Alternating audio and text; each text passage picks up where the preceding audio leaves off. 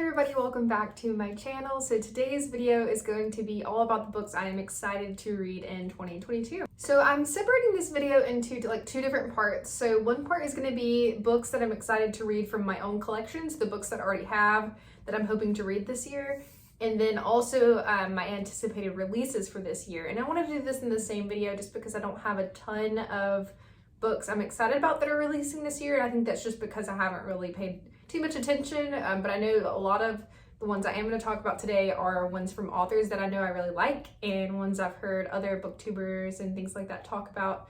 So definitely have some things I'm excited about, and we're just going to go ahead and get right into it. Okay, I think I'm going to start with the books that I have in my collection that I'm most excited about. I'm really working on reading the books that I already have this year, so I'm not going to be buying a ton of new books. I say right now, who knows?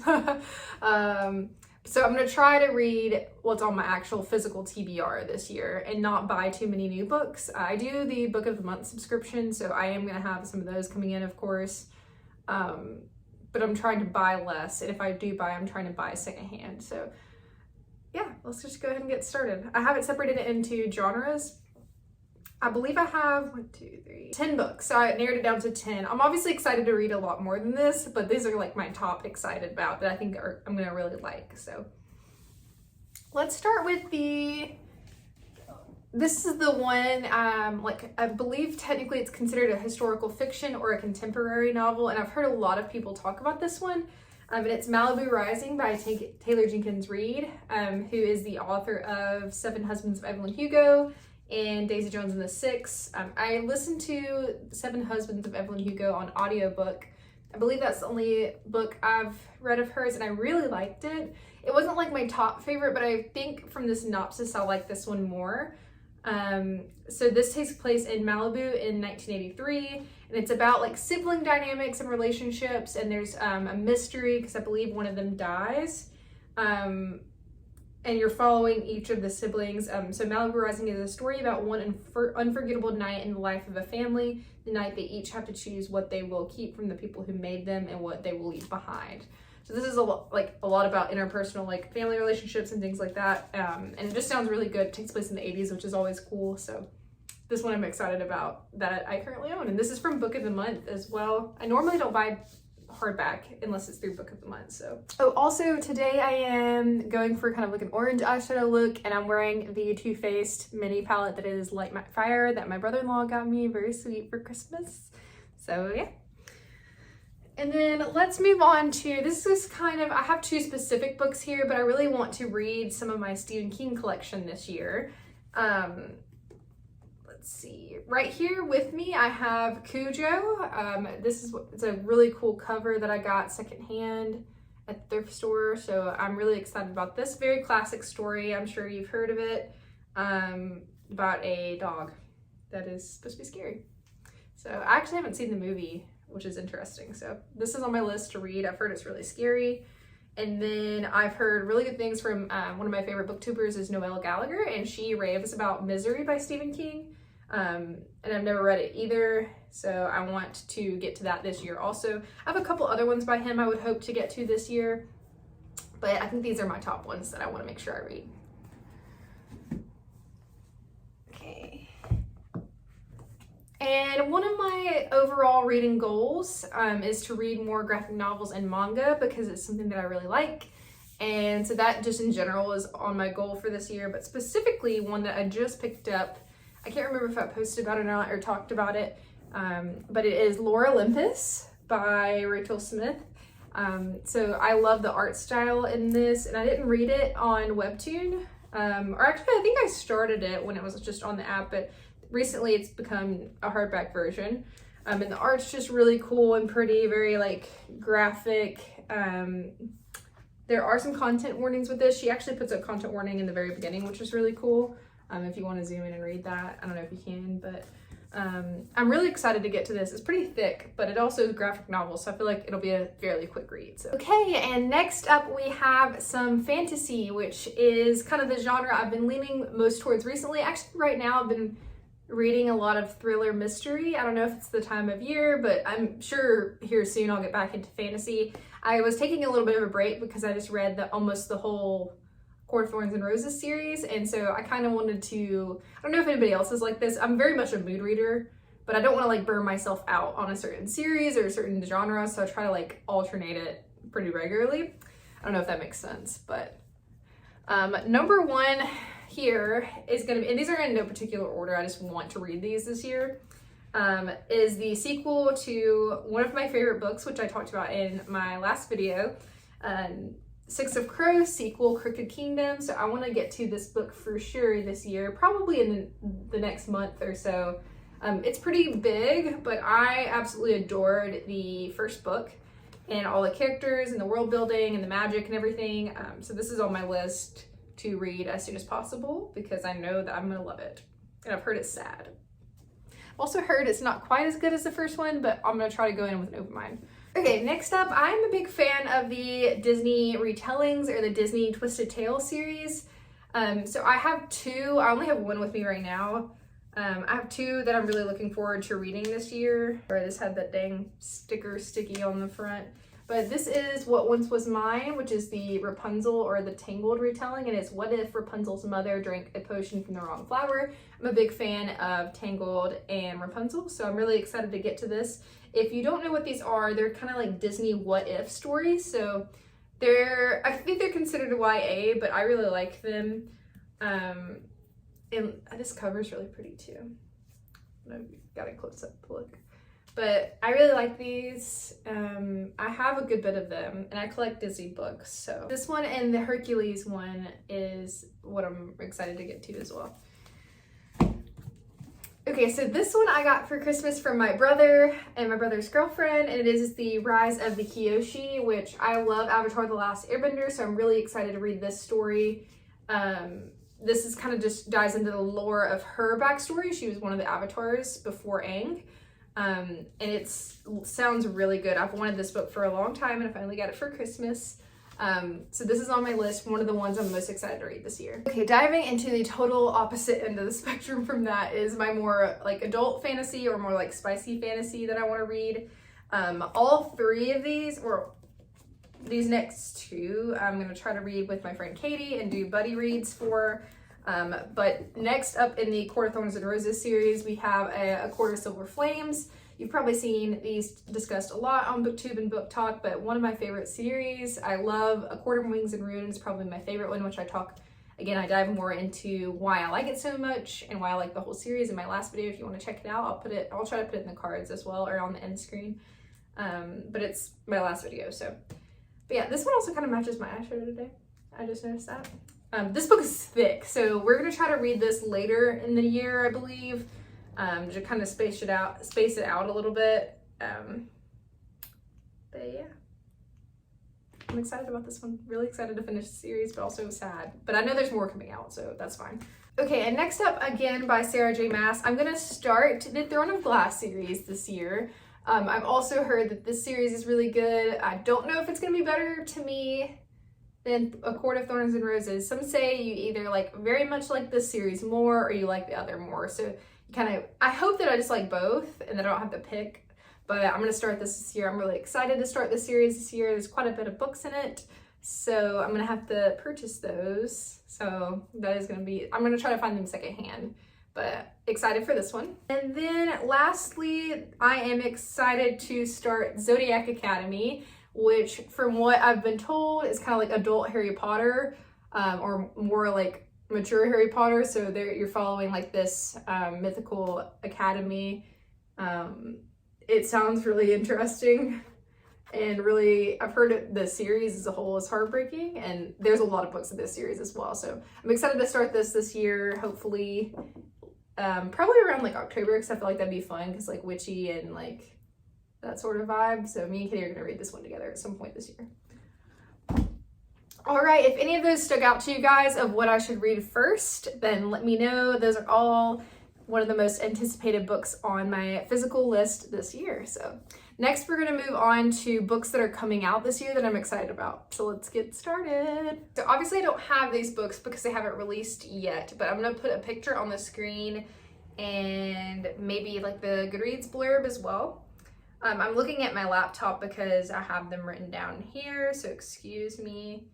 I'm gonna go in date order, I believe, of like when these books are releasing. So that's kind of the order I'm gonna go in. And I only have really like the first half of the year, so I might do a separate video of like books releasing in the second half of the year that I'm excited about. So I have like January through August on here. This book actually just released, and funny enough, I picked it for my January book of the month. So I just got that. So technically I do own that one, but it's downstairs, so I'm not gonna go get it. I'll just put the cover up here for you. But that is Reckless Girls by Rachel Hawkins. She actually wrote the book The Wife Upstairs, which is one of my favorite thrillers. It's fun because it takes place in Alabama, which is where I live, so and like in the city that I live in, so it's very interesting to read. And surprising that she's not from there because she gets really descriptive and specific. But anyways, that book I really liked. I loved the characters. I loved the thrilling aspects. The plot twists were so good. This book takes place on an island, so you're following, I believe it's 6 different women on this island, and some sort of mystery or something happens, but it's another like thriller mystery book. But I'm really excited about that. Okay, the next book is going to be the next edition in this Crave series, which I really love these books. They do feel very adolescent, I will say. Like, they definitely are for a younger crowd, but I love a good YA vampire story. I'm not even gonna lie to you, okay? I'm still stuck in my ways, okay? They're good, so I'm not upset. I really like these, actually. I think they're super fun and like entertaining, and I actually really like the love stories in these. There's some triangles, there's some friendship group stuff. Like, I really like the magic. It's very fun and light, and yeah, I think it's good. I think you could enjoy it even when you're a little bit older. The next book is called Court, and it comes out on February 1st. So that is the next one chronologically that I'm excited to read. And I have listened to these audiobooks, and I think that made the experience more fun because like they're big books.